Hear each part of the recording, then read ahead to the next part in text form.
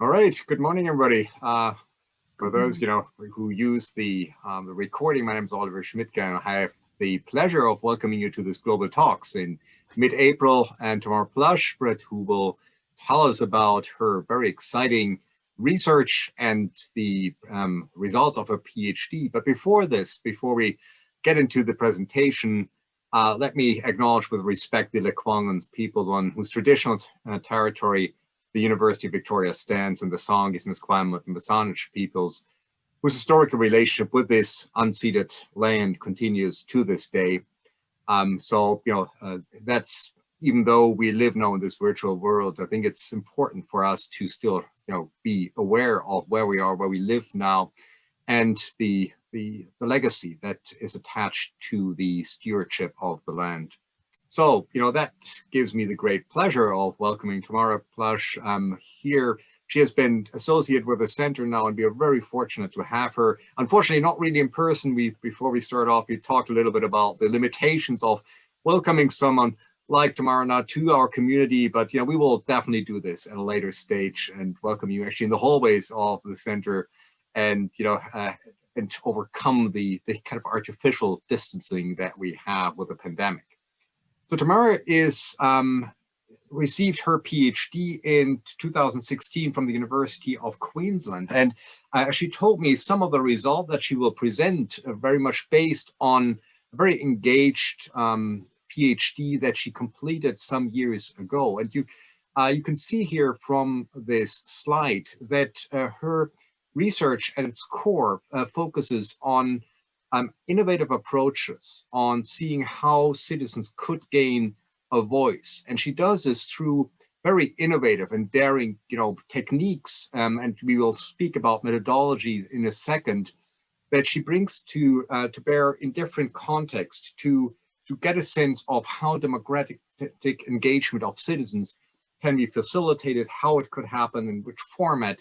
And you can see here the whole long list of issues that also make her a perfect fellow for us at the center, thinking about youth participation, children's rights, gender equality, and climate justice. These things are, how do we gain a voice? And, with our focus on community engagement and also political participation and democracy, I think we are very eager to hear about your results, Tamara. And let's also see what has brought her to Victoria is her postdoctoral research with Royal Roads University and the Canadian Red Cross, focusing on post-disaster decision-making after the Fort McMurray wildfire. So another incident of addressing environmental dramatic changes and issues of justice and injustice. You can see also how Tamara has used her scholarly training to work with different international agencies around the world,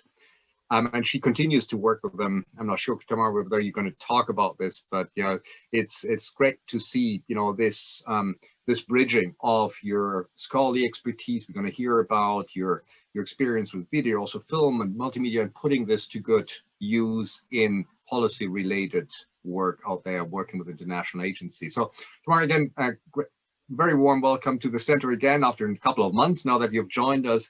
It's wonderful to hear you, and also thank you for your willingness to share some of the insight of your research and also going back to your doctoral research. So the floor is all yours. Great, thank you, Oliver, so much, and I'm so thrilled to be with the center and so excited to share my research. I was actually saying that we don't defend our research in Australia. We actually, submit. And so this is the first time I've been able to present a comprehensive overview of my research. So I'm really excited to do that. And so I have a couple computers set up, so I'll be working through that. And what I'm going to talk about for the next 45 minutes is really to walk you through my research, because some of the techniques and some of the methodologies I used, there might be interest, and I can talk more about that as well in the Q&A. So I'm going to talk about the research on participatory video and citizen voice, show my methodology, go through some of the analysis and findings that came from that, present a conceptual framework, but then I will also highlight how, when I finished my PhD, I worked with UNICEF in Indonesia to design a project that really drew on the conceptual framework, so you can actually see it in practice. So first of all, what do I mean by using participatory video in international development? Well, first of all, participatory video is a collaborative way for people to come together and, tell a story, their own story in their own voice. By situating it in international development, I am talking about it as a facilitated development approach that aims to collectively engage people who are often the least heard in mainstream decision-making, whether that is working with ethnic minorities, indigenous communities, or in a lot of the work I've done with young people. PV historically was actually stemmed from actually Canada, a place called the Fogo process, which I talk about in my PhD, that really looked to shift inequitable powers that were influencing why voices are ignored, unheard, or intentionally silenced. So that's kind of the root of participatory video. However, today there's a growing critique that the use of participatory video is still kind of a celebratory discourse, where the act of marginalized voices being heard is celebrated, rather than a deeper look at how the process can actually shift power so that voice can truly be developed. And you can see this in projects where it's like, well, let's give people a camera, instead of looking at how that processes may actually shift whether their voice is heard. And so basically the background of how I wanted to look at this is I am a participatory video practitioner. So before my PhD, I had worked with CARE and ActionAid, and I'd done a master's on looking at how participatory video could amplify the voice of women and children around climate change in Nepal. And I saw a lot of good practice, but I saw a lot of bad practice. And so I wanted to understand how to be a better practitioner. So I wanted to look at the power that practitioners have themselves. So my data set, the people that I interviewed for my PhD were 25 practitioners. Together, they had done 650 projects across the lifetime of their practice. 250 of those projects were actually specific to raising voice for policy engagement, and this is important, in countries and contexts not their own, because that's what I was really interested in, especially people from the West like myself, coming into countries and developing countries in the South, and how do they perceive this idea of citizen voice, and how does this actually influence practice, and how can we maybe shift practice so that it has a better influence, on raising citizen voice. The reason that I feel that, people have a lot of power is actually even of this group, they were the lead designers on 90% of their PV projects, so how they conceive of citizen voice will have an impact. So my methodology, my epistemology was in phenomenography. And that is the act of making explicit and categorizing people's perceptions of a particular phenomenon and how those assumptions might link to behavior. So that's what I grounded my research in. And the phenomenon that I was looking at is using participatory video to raise citizen voice in international development contexts.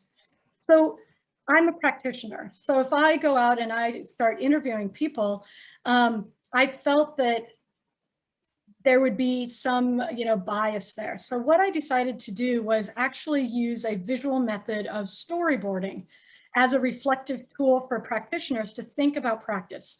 So what I did is I gave them 6 frames of a storyboard and said, can you please draw in 6 storyboards, what is ideal practice? So that way they would do that before I even talked to them. And that's all the instruction that they had. The reason that I wanted to use storyboards is it provides a way to express sometimes a difficult concept of what is this, what do we actually think of ideal practice? You know, how many times have you sat down and mapped that? I did this to reduce PV practitioner bias, and then I used it, you know, as a process, of course, for data for analysis. And so, all right, let's see. There we go. And so here is an example of like two of the storyboards, one from Mel and one from Jesse. These are not their actual names. Since PV practice is actually quite small, everyone has pseudonyms. And so the data collective methods I used were visual methods, and I guess I was early in the being digital, so I did semi-structured interviews by Skype because I was based in Australia. And then for my analysis, I did two types of analysis that I wanted to show you. One was a poetic interpretive method, and the other is a thematic analysis. And so for part of this analysis, I specifically looked at where the PV practitioners experience tension. You know, so if you're talking about practice, and you're talking about ideal practice, I was interested in, well, what is it in this international development context that might actually keep you from doing ideal practice? You know, no matter what you believe is ideal practice, what are the barriers? So this is one chapter that one of the chapters and some of the findings I found. So what I did is I went through and identified the place in the interview text where I felt that practitioners were experiencing tension. And I coded these into structural tension, tensions around practice, and personal tensions. And then I took the structural tensions, and for each of the 25 practitioners, I created a poem. You know, so like here, you can really feel the tension. You know, we're talking about raising voice, not talking about hearing voices. Voices that don't fit the agenda, who's prepared to listen? It takes time as to how people want to represent themselves, to represent publicly, to express, campaign for their own needs. The slow kind of empowerment that raises people's voice. Once they got that message, don't really need to go on making videos. You know, so that to me was a way for me to really it's a very interpretive process of capturing these formative meanings. So you can see the meanings I derived from those poems, you know, on the right. And so from those meanings, I had 20 categories and then distilled that into 6 formative views that I'm going to explain. And I think that what's interesting about these is when you think about working in international development, whether it's research or practice, these views really have an impact when you are trying to design a project using not only participatory video, but participatory media. And so I categorize these into 2 spheres of influence. You know, like one of them is the purpose of, you know, so why is it that international organizations want to use PV? And then also into the experience. And so what are the most common beliefs about PV, you know, that might hinder ideal practice? So that's what I was looking at, is what are the things that might hinder ideal practice, both in the purpose of why people want videos and in the actual experience. And so the first one is agenda-driven. And in the agenda-driven view, practitioners felt a tension around the structural influences of the agendas being set by the funding bodies or development organizations they work with. These agendas are often tied to wider development programs or projects. So the main tensions practitioners had in this view was about video projects having to fit within results-based agendas given with specific outcomes designed through these linear planning processes, or PV being a one-off event. So for example, you might go into a community wanting to talk about climate change, but you know, their main issue might be HIV. But because your funding is coming from climate, you have a particular donor driven agenda that means that it needs to focus on climate. So that is something that can hinder ideal practice and ultimately citizen voice. The second is output focused. Practitioners' tensions fell into two categories. First, a frustration with the concept that participatory video is about group filmmaking rather than the wider social processes for group development or mobilization. And then the second one is that organizations often see PV as a way to acquire video products for branding, marketing, communication, and fundraising. And so one of the quotes by a practitioner was, it's important we look at how the colonization of local voices happens within NGOs. So much of what you can see, even what are called PV tapes, is a genre where the refugee kid provides the response, how sweet. So you've seen a refugee give his opinion, and it's like, oh, how sweet. Or someone promotes their view from a refugee camp, and it's like, oh, how amazing, rather than actually listening to what they're having to say. So it's actually this distance between people sharing their voices and actually changing the structures that are actually minimizing those voices. So the third one is voice as opportunity.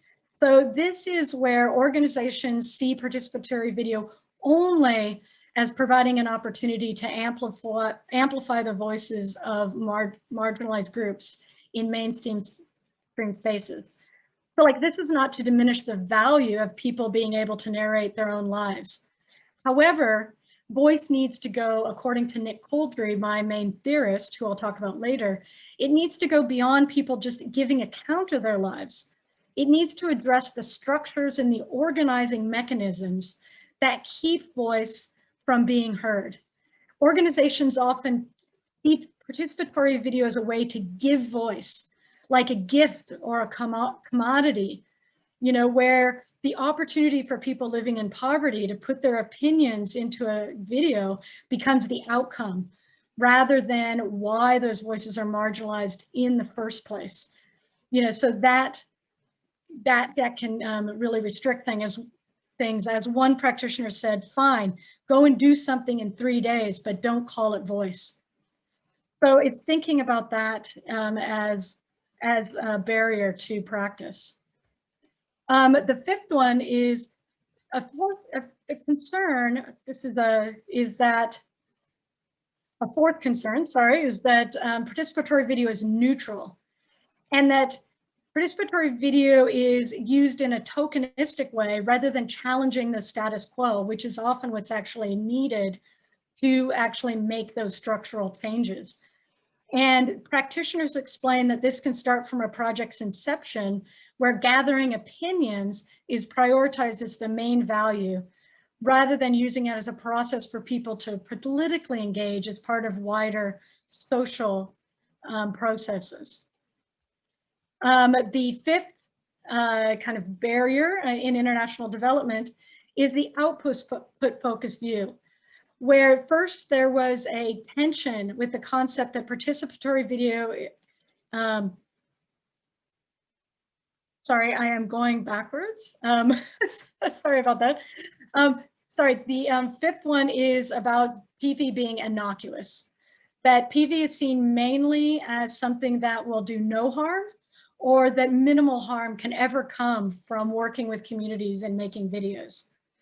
So this is expressed through tensions where practitioners saw that this could cause harm, or that it has caused harm, such as how participatory video has the potential to reinforce local power dynamics, how it can put people in more vulnerable situations than they were before, especially if they share views or that challenge the status quo or do not have sufficient support after the camera and after the video has been shown, after they've recorded themselves on camera, and how it might disempower PV participants if the process is not done in a way that allows for local control or ownership.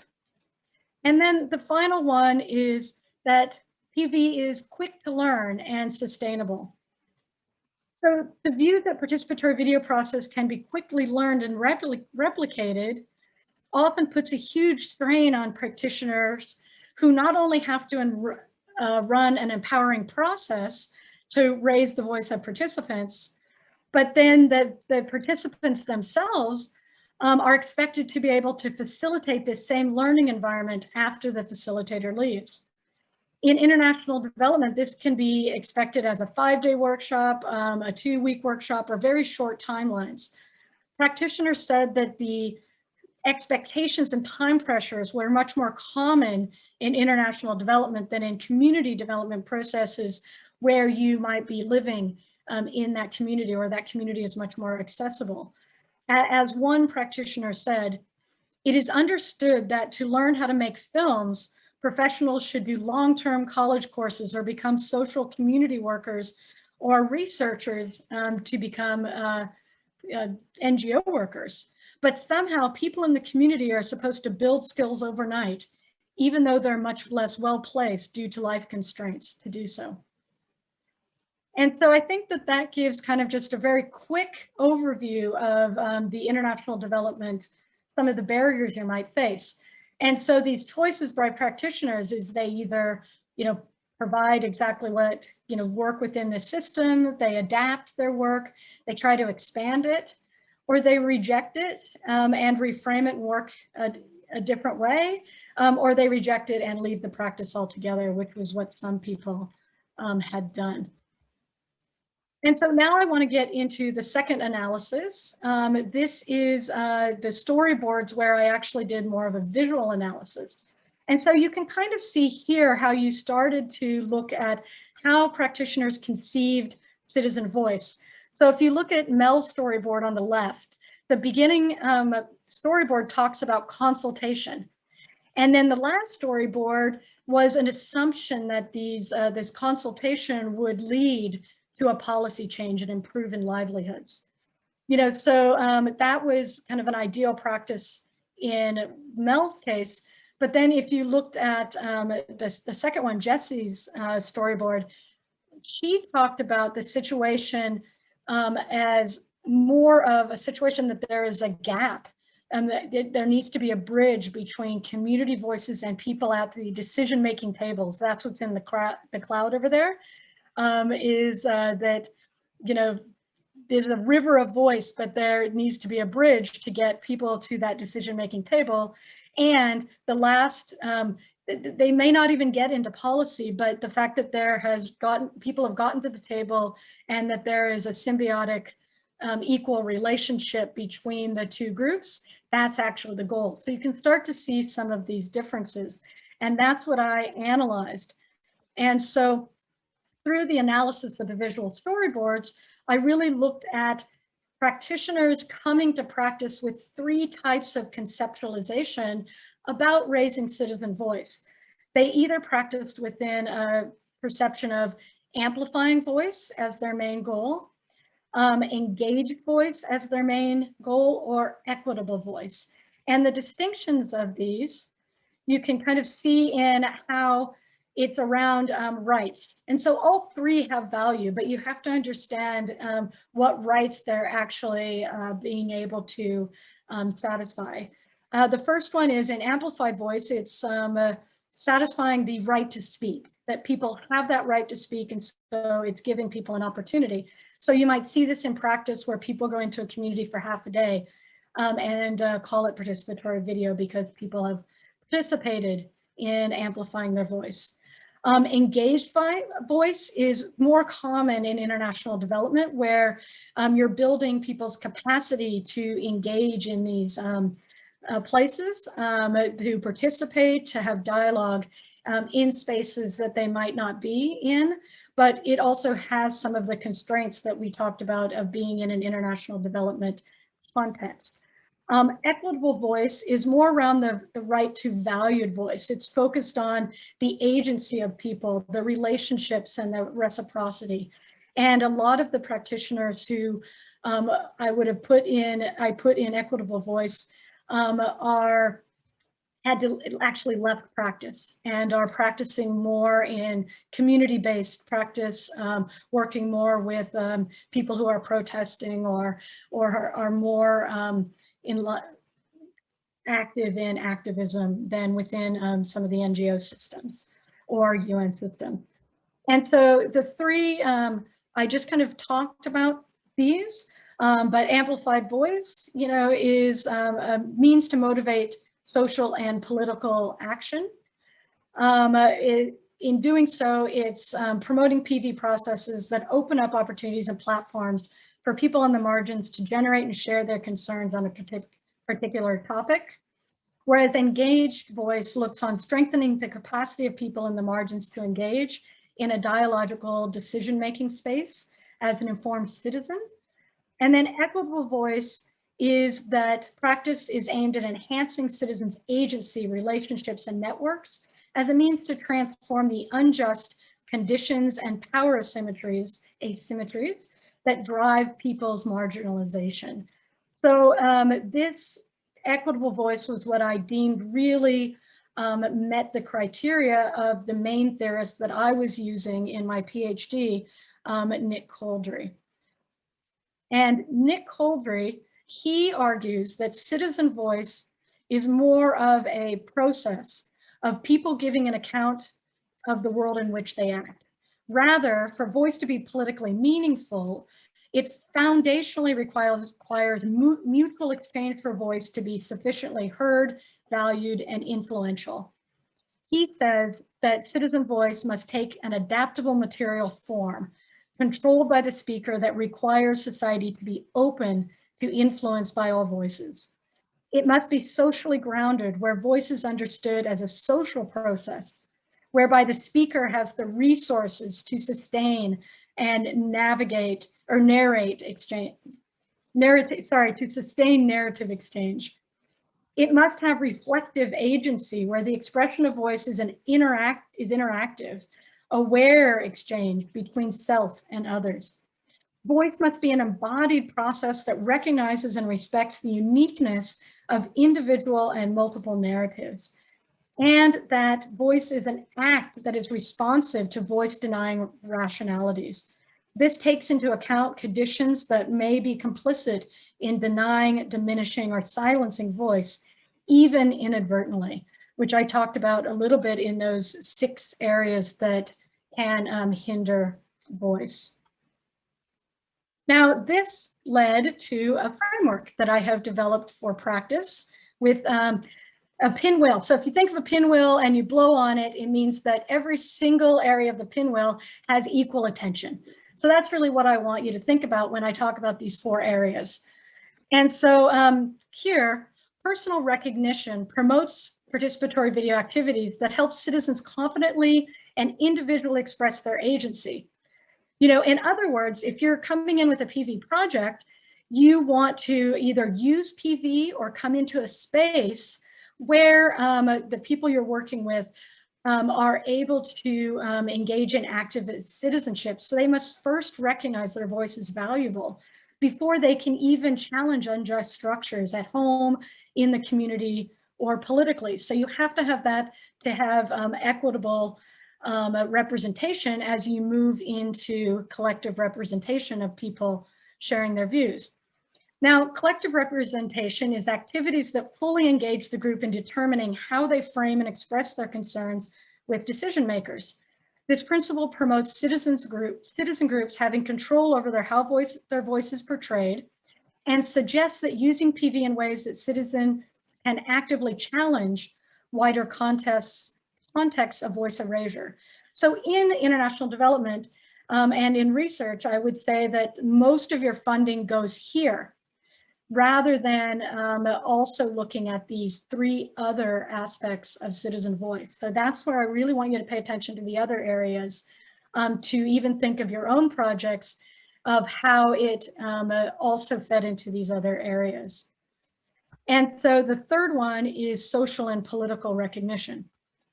So it's one thing to have personal recognition, but you also need to, your audience needs to actually be open to hearing those voices. So if you are working in an NGO setting, it's important to also be making sure that the people you're bringing to hear that voice are going to be receptive to it. And that might actually take some specific actions. So it focuses on how others pay attention to and value the stories being shared through PV.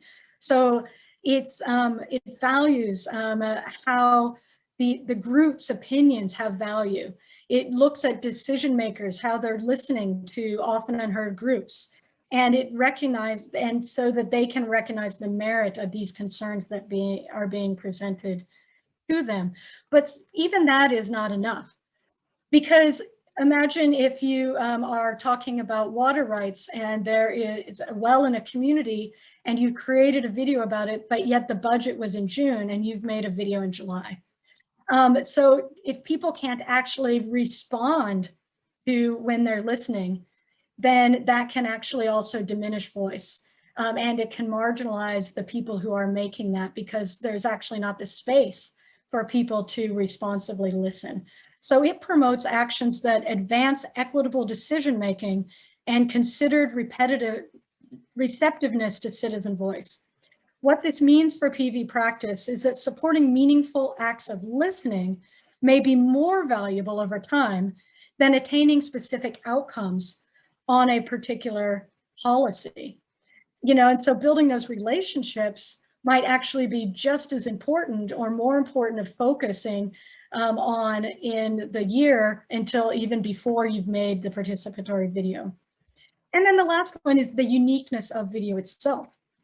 So empathic relationships are at the core of this because it's video. It's a very emotive format. It aims for meaningful connection between, the sharer and the listener of the video, and exchange between citizen enacting their agency and the people opening to listening to previously marginalized concerns through the power of visual storytelling in people's own voice and experience. Now, I know that sometimes we have these theories and you do a PhD and then nothing happens. So I was very fortunate that I was able to work with UNICEF in Indonesia right after my PhD to help design and co-design a project in their climate change and disaster risk reduction phase. So what I thought I'd do is share this project. And by doing that, I will also then link it to the theory of change. So you can see how important it is as a designer, because like I said, I was co-designing this project. So how I see and understand citizen voice, matters. And so in this particular project, in Indonesia, children and youth are impacted by disaster, environmental degradation, and a changing climate in ways that are specific to how they may be vulnerable, in the environment. As one example, children breathe twice the rate of adults. So they face a disproportionate health risk from the impacts of air pollution from the peatland fires that occur in Kalimantan in Indonesia. Similarly, due to their age and development, they're more vulnerable to hunger and malnutrition during floods and droughts. And they also may have other factors that increase their vulnerability, such as having a disability or experiencing poverty. Yet in discussions to address specific impacts in advocacy, in policymaking in Indonesia, children and youth are rarely part of formal decision-making. This is even when their participation is promoted, which it is in Indonesia, as a foundational expression of child rights, according to the Convention of the Rights of the Child. And the reason for this abstinence, it's not that children and young people have little to contribute. As young people are passionate advocates for change. They're interested to identify, explain, and act on issues that are important to them. What is more likely to be lacking are these opportunities for them to learn and use youth-friendly techniques and tools to explore and share their concerns, as well as access to decision makers who are open to hearing and responding to this. Now, this is actually shifting, and I've seen this working with CARE and ActionAid and UNICEF over the last 10 years.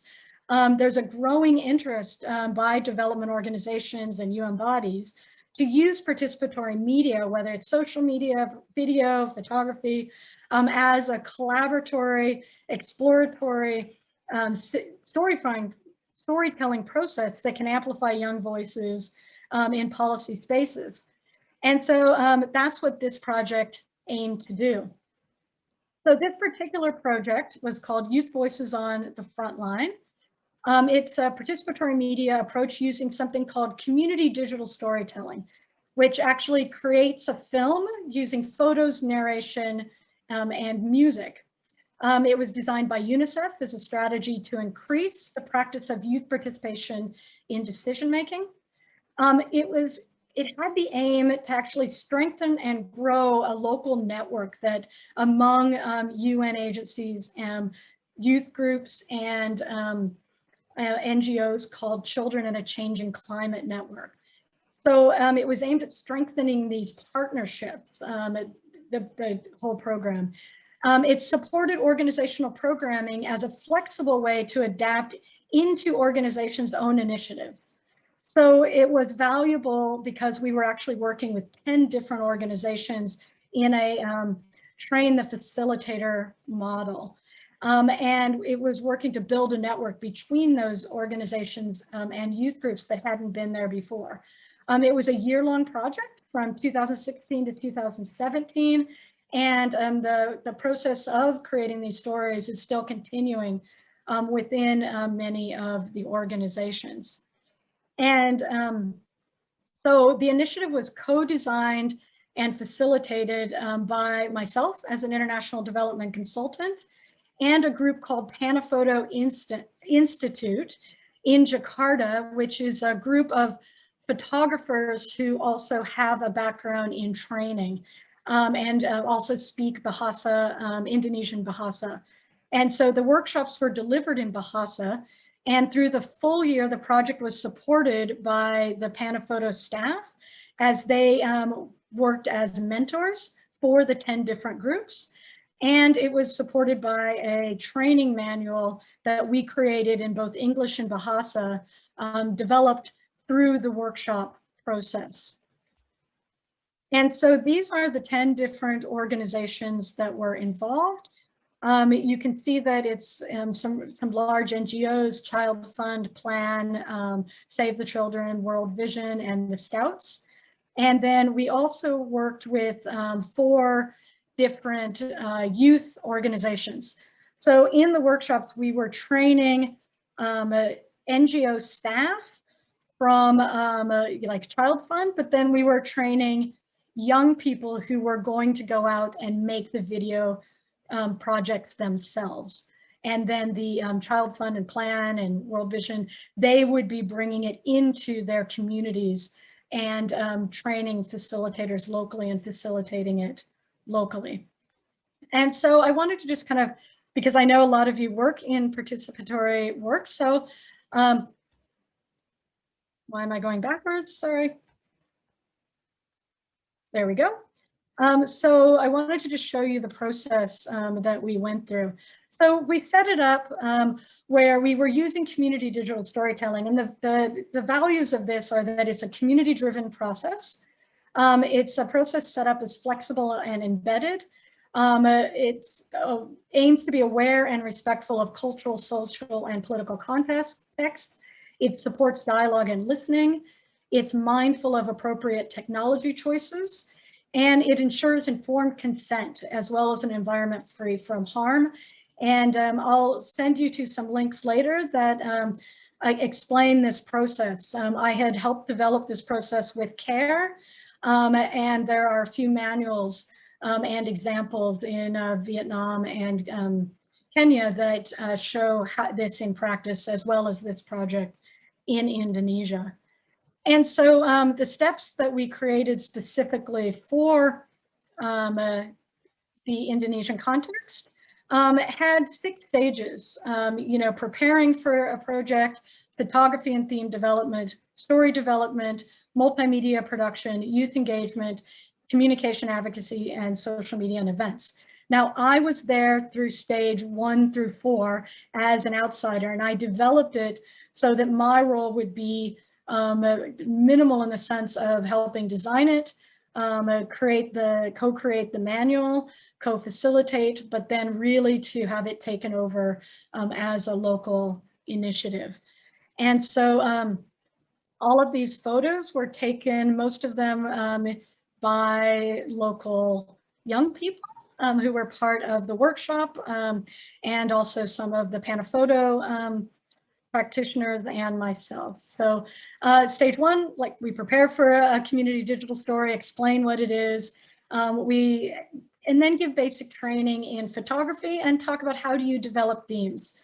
Right now, you know, this was a workshop, so they were using some photos that we already had, but all of them had very pressing issues that they needed and wanted to talk about, such as flooding in Jakarta, air pollution from illegal peat fires in Kalimantan, pollution of rivers in another community. So really pressing issues that they wanted to talk about. And so we worked on story development and them just learning how to use the camera and have fun with it. And then the process is specifically designed to look at power. And so it involves a process of actually printing the photos, because especially in communities where there might be more power by people who understand technology, if you're only using digital photos, then whoever has the power to control the computer ends up being the main storyteller. So this process very much is about trying to even the power dynamics within the communities that are using the CDST process. And so they would sort the photos that they wanted to use.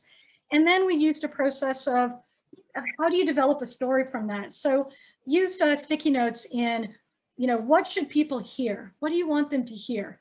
What do you want them to see in your video? So if they haven't taken photos yet, so you would do this actually before you would take the photos in a regular process. What do you want people to think from your video?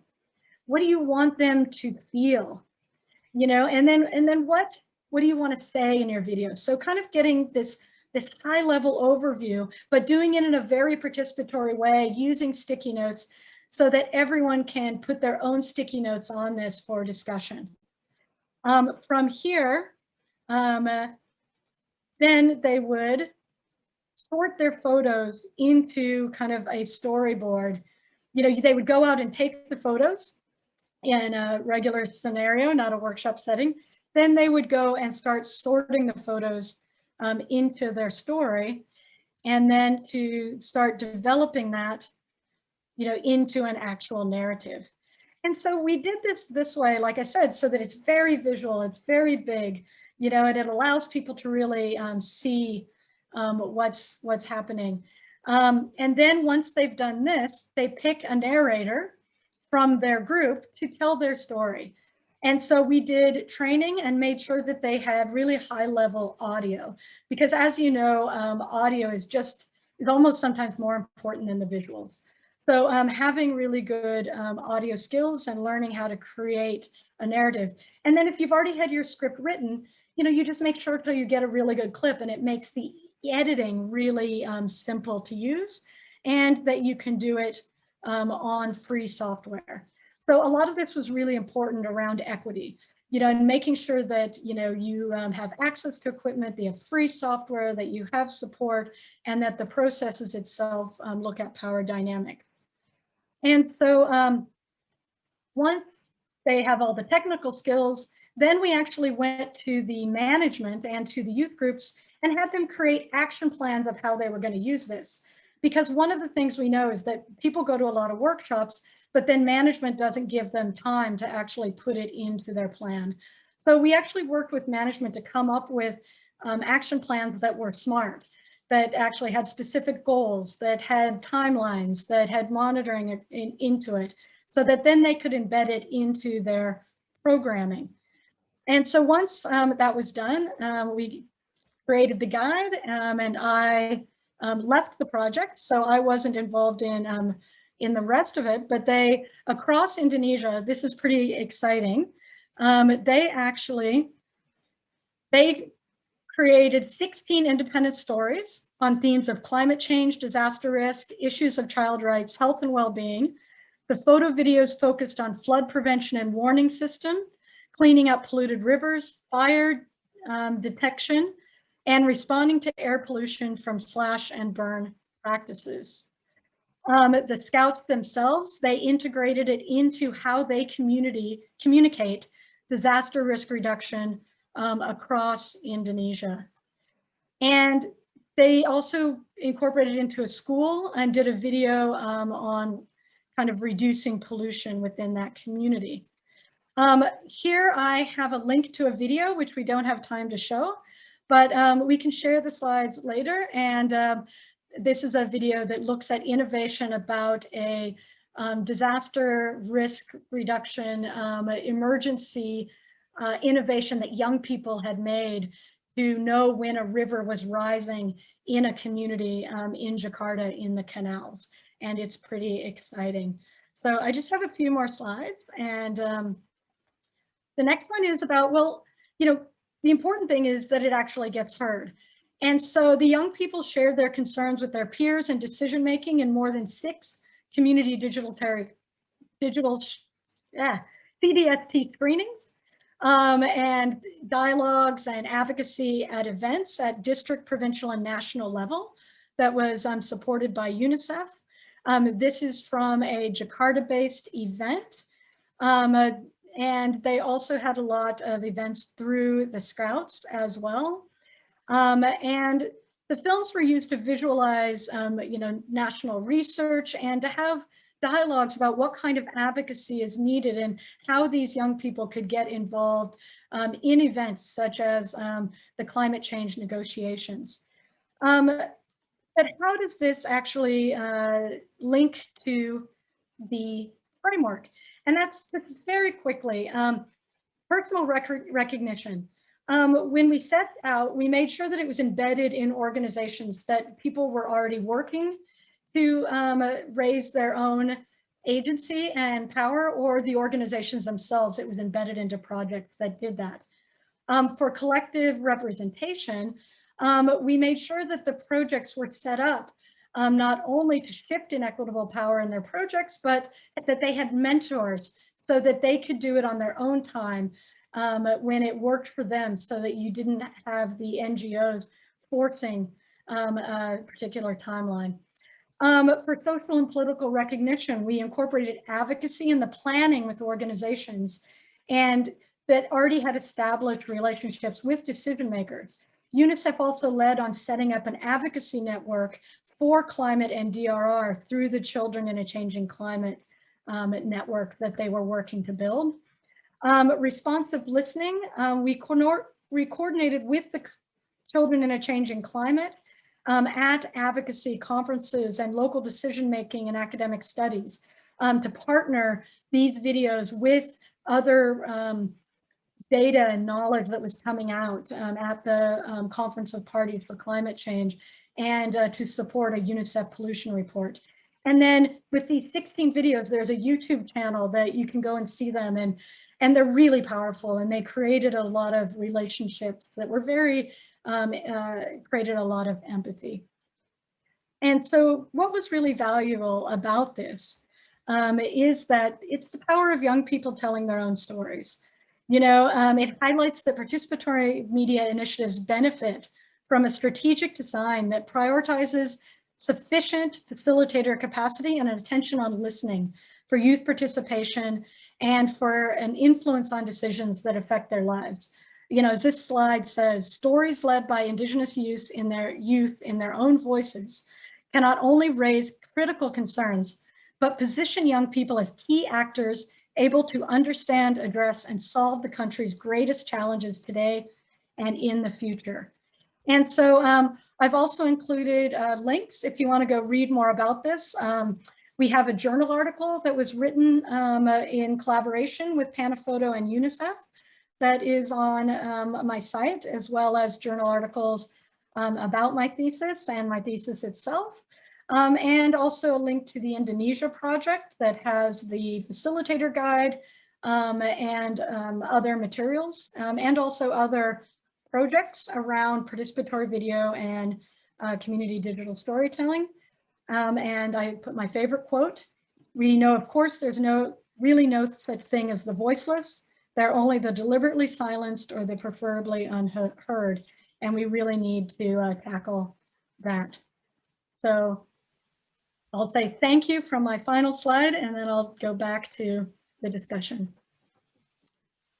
Thank you very much. Thank you very much, Tamara, for sharing this most exciting project and research and on the ground implementation of the methods. And you really, gave us a sense of how, how promising, your approach is and what you've been able to achieve in the field, but also how you then reflect back on, the underlying methodological and theoretical issues. So thank you very much. Who would like to start us off with a discussion? Maybe, just you're on mute, or you start your camera. Do you want to jump in, or do I put you on the spot? Oh, not yet, not yet. Not yet, okay. Great talk, Tamara. Thanks, Maeva. I think we, I think, Tamara, you could stop sharing the screen now. Great. Oh, that might give us a nicer way to discuss. I have a very general question, if that's yes, Cindy, please. Yeah, I really like this method of participatory video. It's new to me and it seems really powerful. And one of the things that I'm wondering about, so a lot of my research is around mental health and health disparities. And oftentimes there's a lot of stigma and a lot in research, a lot of people want to be anonymous. So I'm wondering if you have any thoughts or ideas around how to use this type of methods that's very powerful with a community who might be hesitant to engage or have kind of their personal story shared in this way. Oh, absolutely. I mean, there are different ways, of course, depending on, the comfort level. But if you've already worked with people who might have a story to tell, something like digital storytelling might be more appropriate, because it depends if they want their voice shared. But if they were okay with their voice shared, they could go out and take photos that represent what they want to say, and then have the photos as telling that story. It's interesting because a lot of my background, I used to work as a video producer for Microsoft for 10 years. So I was more of a video producer and a filmmaker, but I have actually more recently been using more photography because I've been working in more marginalized communities, where looking at the power dynamics and my belief of a sustainable process and access, and so I think it's thinking about what the technology does is really important, and what that process of telling a story might do, and also where that story gets shared, because people always think that the story has to be shared publicly. So we actually did a community digital story with CARE, where I ended up working with fisher folk in Vietnam. And this community, the fishermen and fisherwomen, they are not really engaged in the political process, because first they speak Arabic, and then they often work during the night and sleep during the day. And so they went through where they took the photos, they captured their stories, and we involved the local imam and the women's community from that. And through the process, for some reason, the permission to actually show these videos was not given.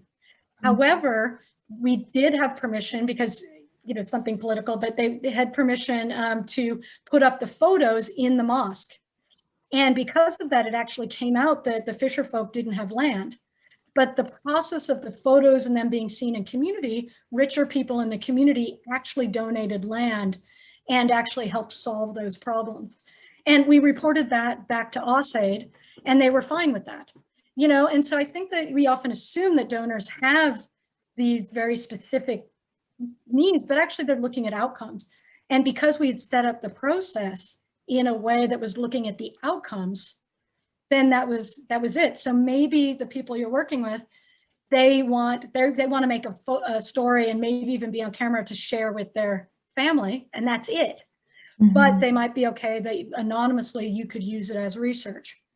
Right. You know, so it depends on, you know, a negotiation, but don't make an assumption that it always has to be public or that you always have to share it with your donor, or, you know, because I don't think that you always should in some cases.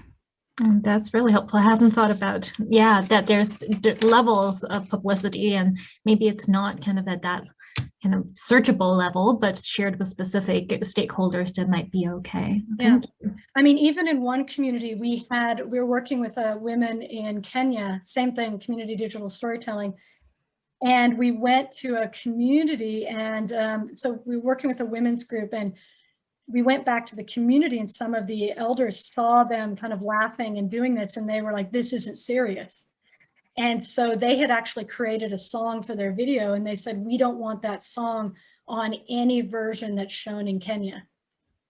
So, you know, they used a stock music for that, but we had permission for the global conference that we had permission to use it there, because they knew in this really remote area, it wouldn't get out. So that was a negotiation of what they wanted, but they were very happy to have shared in that way, but it would have put them at harm had it gotten out of them singing, because it seemed not serious. So many considerations. Thank you. Absolutely. And that's the whole point, is that this is actually very serious. And you hear it all the time. Just bring video into your project, just bring cameras. And there's a lot of concerns that need to be done, which is why I probably don't practice as much, because I only want to practice in a very particular way. Yeah, lots of obstacles or challenges, but also such a powerful tool, right? You know, so once you have the cameras and to tell the stories, and I can only imagine how empowered these communities then also feel once you bring this, you know, to them as a tool. But Maeva. Yeah, thank you so much, Tamara. Very interesting talk and dissertation. I read some of it, not all of it, but some of the chapters, and it's very interesting because, of course, it's very inspiring to the work I'm doing with Inuit youth and participatory video. And I'm curious about amplifying. I'm always wondering about amplifying voices, and then are the voices responded to? And this is something that takes time, I assume, but also I guess it's in the approach of the project. And how do you really measure success of that? Like, and how do you, because it's hard to keep track with, say, the policymakers at COP are watching the video from the youth, and how can you really track what impacts does it have, and did they really listen to those voices, and are they really responding to those voices in a way? Like, do you keep track with making sure you have a communication line with all those people that have watched the video, or have you had any experiences around that?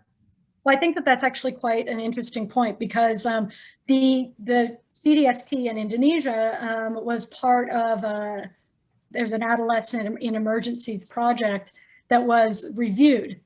And one of the things was that monitoring and evaluation was not as strong. You know, and so what we did, we had tried to put it into, you know, we had actually put it, what does success mean for the organization?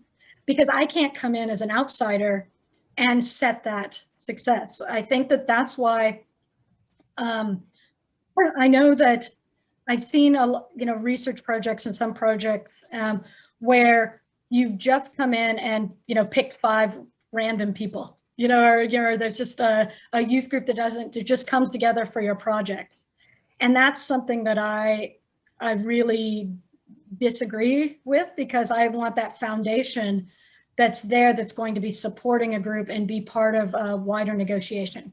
So I think it depends on the group that you're working with, you know. So for instance, with World Vision was one of the groups that we were working with as part of this Indonesia project, and UNICEF was working with.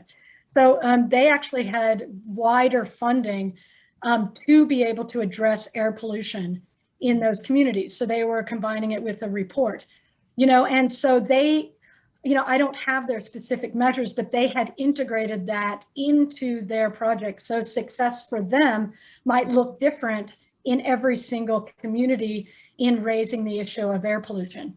Right. So right now, I mean, it may not be that air pollution and they're stopping the illegal burning at this high level. It might be locally they've convinced their local community, not to do burning.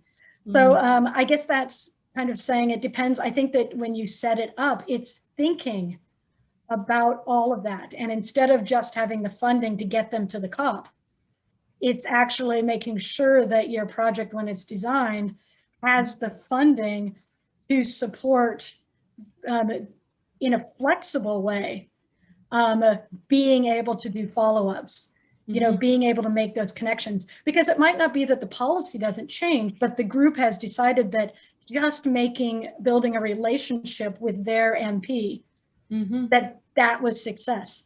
Yeah. Because I know that at COP, because it's a global conference, often it's a way that people are coming together and it heightens your awareness. Yeah. So the people that you met through, it might be that they didn't change their policy, but they actually now created a connection to that group. So as they're thinking about creating a policy that involves youth, they're going to use them to, consult on the next project. Does that make sense? So I think we're looking at things longer term. And so we can't think of policy change just as the outcome. Yeah, I think that it's understanding civic engagement itself, and that recognizing that this is a civic engagement tool, and making sure you have the space for all of the steps that are required for that citizen engagement. Yeah, no, that makes me think about making sure we have like a visioning or like part of a workshop where we're going to talk about what are their goals with this film once it's finished, and absolutely do things we want to see, or do a stakeholder analysis, and it might be that you start targeting, like I said, it's just the video at COP may not do anything, but one meeting with a local MP might do everything. So it's actually doing that stakeholder analysis of who is it that needs to respond for that particular goal that you're trying to get to. Oh, thank you. That makes sense. That's great. Thank you. Mark, could I a quick follow-up on different angle of what Maeva just raised? I'm just wondering, do you see a shift in the willingness to accept different ways of garnering the voices of the community? So participatory videos. When you go to funding agencies such as UNICEF, right, when they work in the field, do you see an increasing acceptance of different forms of evidence to inform policy, to be also willing to listen to communities in this way? I'm just wondering, do we see also a shift from those who should actually be the recipients, right, of what communities do and how when they articulate their voice, right, here to influence and to have some real impact in the field? So I'm just wondering, you've worked with UNICEF, right, with other UN organizations. I'm just wondering, what is your experience of the uptake of those evidence, of these forms of evidence that come in video or community, driven initiatives, use voices, right? Do they really listen, basically, right? And is there a greater awareness of the potential and the political weight of these voices? I think you're seeing more interest in engagement, and especially youth engagement. In the last, I guess I've been working on terms of references and building proposals for about 15 years. And I've seen that there is a greater value on these processes, and also a skepticism, because I think that there's a greater interest. So you're getting more people adding them into projects. but you're getting more people who don't have a theoretical base, adding them into projects. So you also have donors who someone comes in, they do, like I said, a 2 or 3 day project. They've gotten this video project, and then they're like, great, we have the video, and they put it up on their website, or they put it up on social media. So it doesn't actually do anything. But I've seen a greater use of it in the UK, which is where I have my training. So I got my master's at the Institute of Development Studies at IDS. And I actually learned about participatory video at the university. We had a master's of participation, power, and social change. They have people who specialize in PV on their teams. And every project that I have designed with programming staff. And so I think that there's a greater understanding in Europe and the UK. So I'm seeing that more in bringing it into programming and then designing it as a way to enhance programming. So I will bridge to communication, but I've never started at communication. And I think that that's very different. I think that there's some really amazing work, coming out of IDS. Joanna Wheeler and Jackie Shaw are my two main theorists, and friends who really have tied a lot of their work into a lot of the influencing. They were working to influence the SDGs with this amazing project called participation.net. I would have to find exactly, they used participatory different approaches to do research, and then used it to inform the SDGs, and brought in an analysis and a policy paper. So I think that you just need better design. So I find that when I've worked with when I've worked with policymakers who and practitioners in the programming who really are more technical, because most of my work has been in climate change and DRR, and then we really design it as a technical process linking specifically to policy and what they're already doing, then we've seen some really good results. So for example, we did community digital storytelling with Somali pastoralists living in Kenya near the Dadaab refugee camp, so quite rural. We worked with local journalists to help in the storytelling, and that actually created relationships between the journalists and the communities, which hadn't been there before. And that was helping to reduce some tension and stigma that was happening in communities. So that was actually helping care, because the community, non-Somali community, was seeing that people were just getting handouts, and these videos were showing that they weren't. So they were using those videos and getting them on local TV. So it was looking at, how do you actually help solve problems care is facing? But then they also were advocating for more markets, because back in Kenya, back in Nairobi, the advocacy team of this 5-year project was really trying to advocate for more markets up in that area, because the government was saying, well, we want pastoralists to be farmers, but they didn't have markets to sell their goods, and the videos brought that up. So they were using the videos specifically because those ideas had been brought up, and it was actually helping get some response to building markets by USAID. You know what I mean? So it's really working, always co-designing with people that already have these goals, and then building it into the process. So I see myself as a program officer, not as, and using research, community-based research to do that. Did that kind of answer? Yeah, by all means, thank you. Who would like to go next?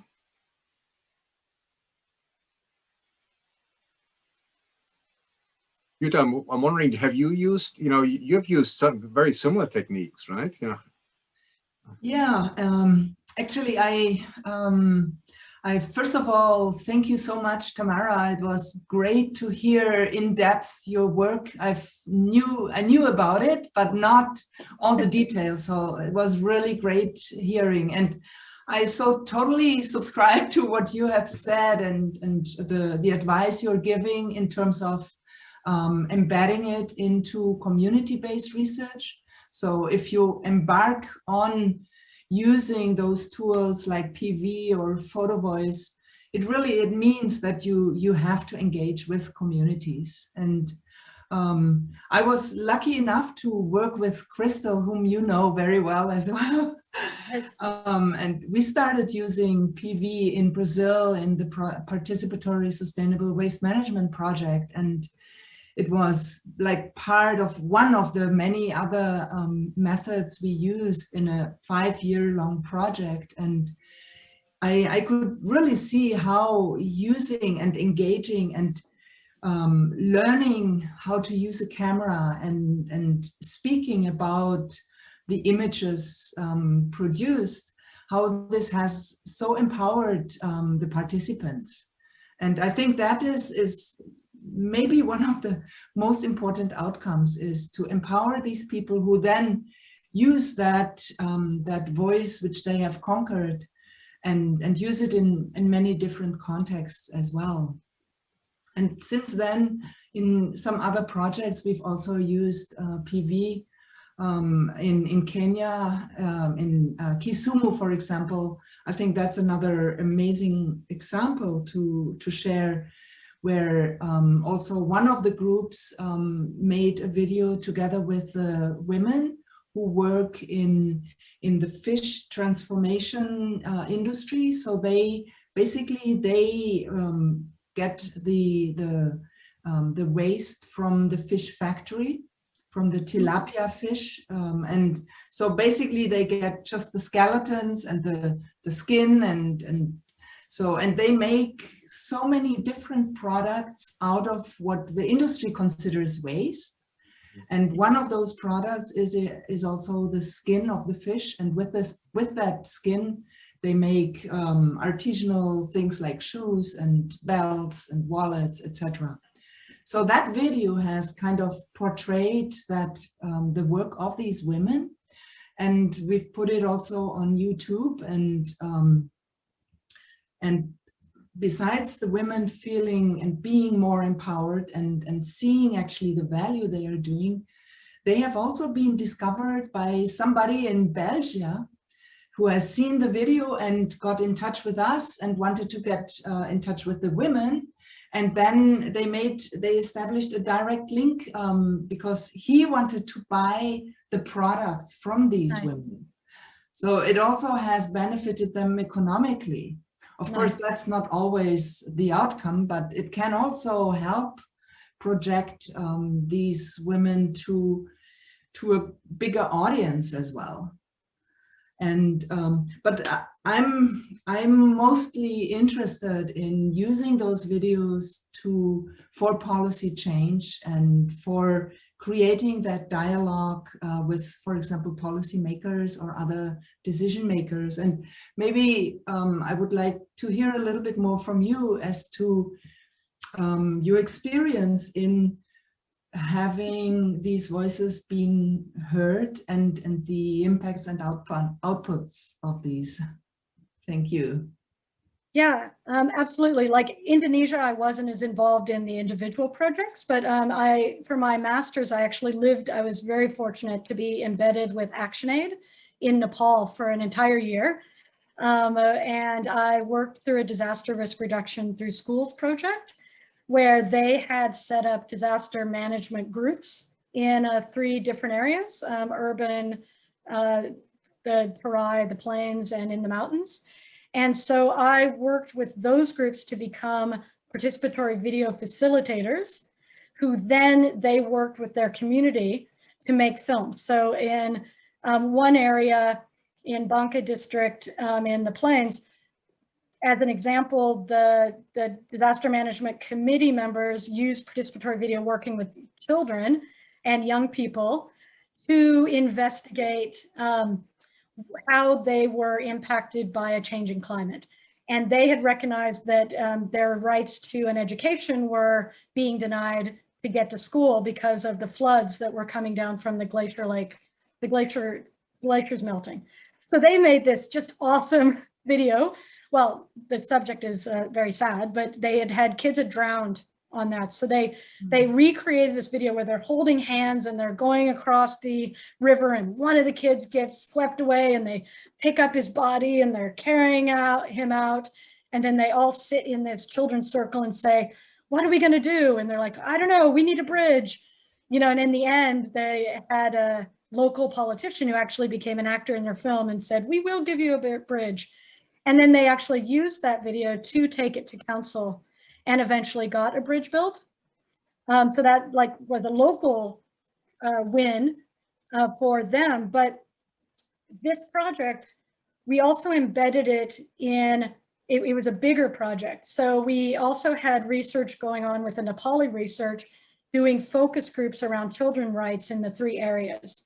So he was using some of the video interviews that the children did with their elders and in the community that was part of the project, and bringing it into the research to identify from a children's perspective, what were their needs to try and influence the National Adaptation Plan of Action.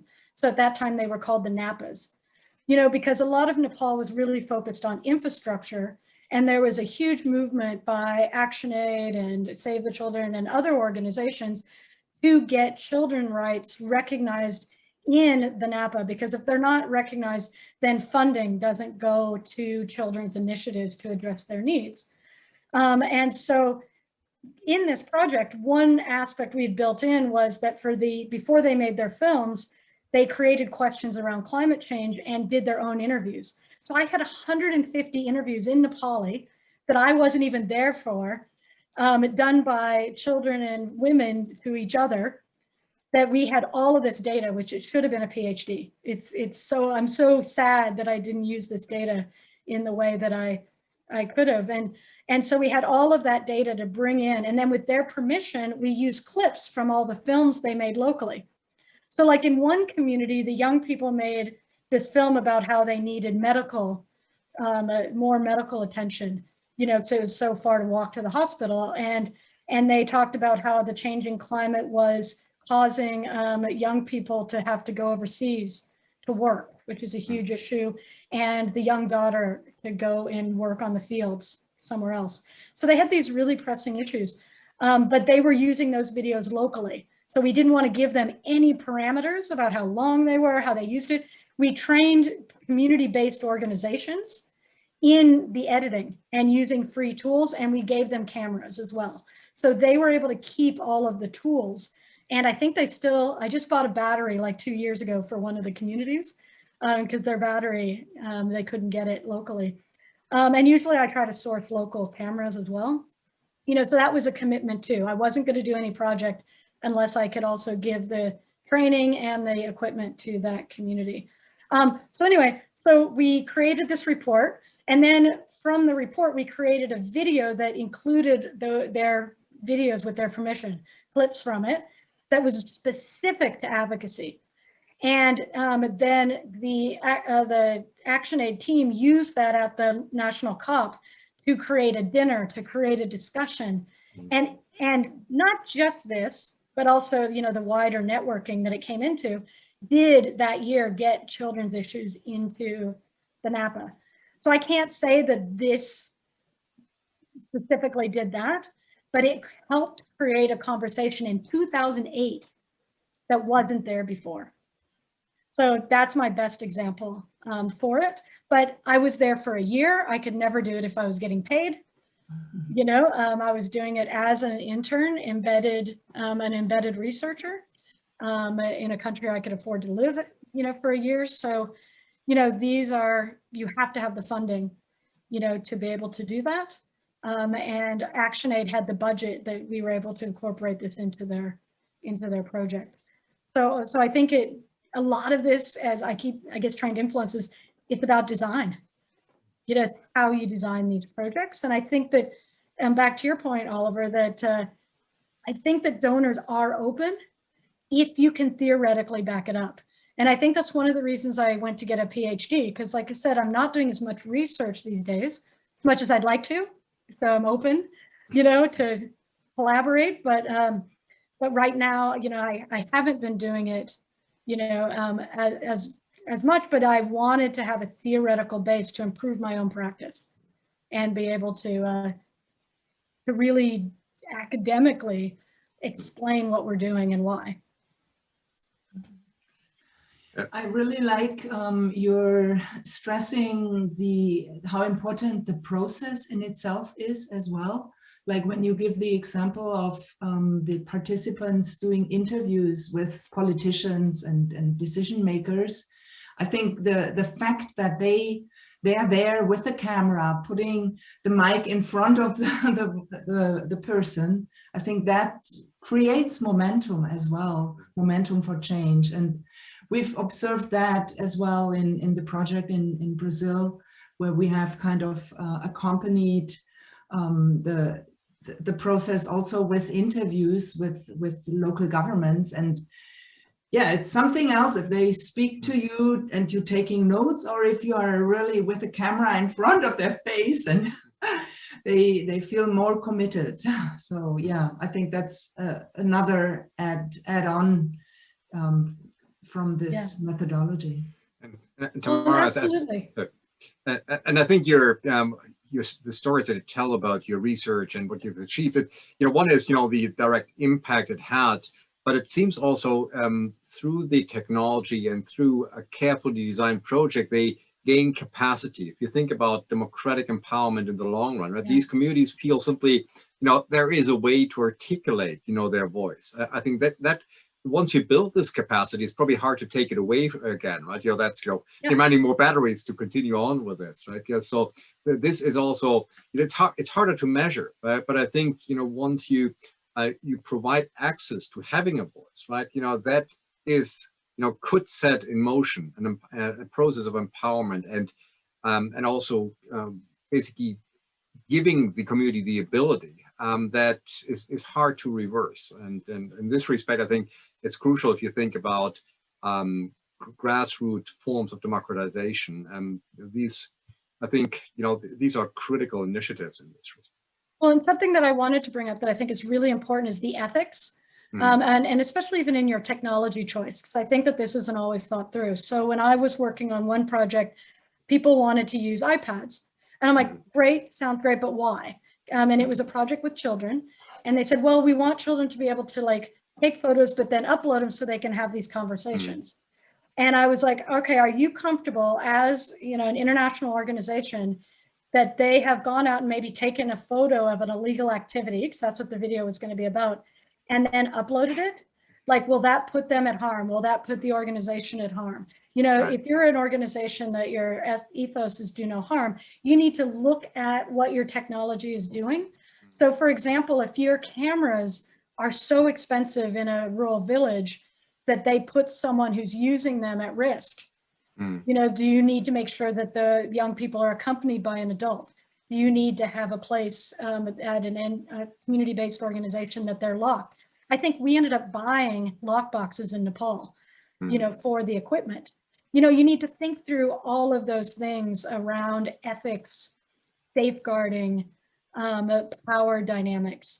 To me, that's really at the core, and that's a lot of what my PhD really emphasizes. And I hope that that actually would be the big takeaway about doing things in a very ethical way that is at a very empowering process, but not assuming it's an empowering process, but understanding how it can be.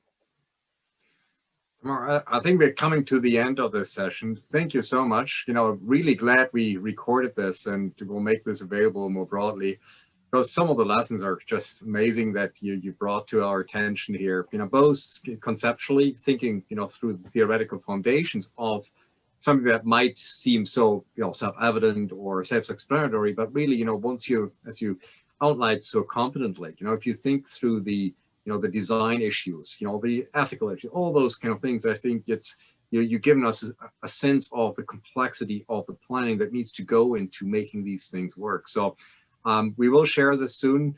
Thank you so much, Tamara, and all of you. Thank you for being here.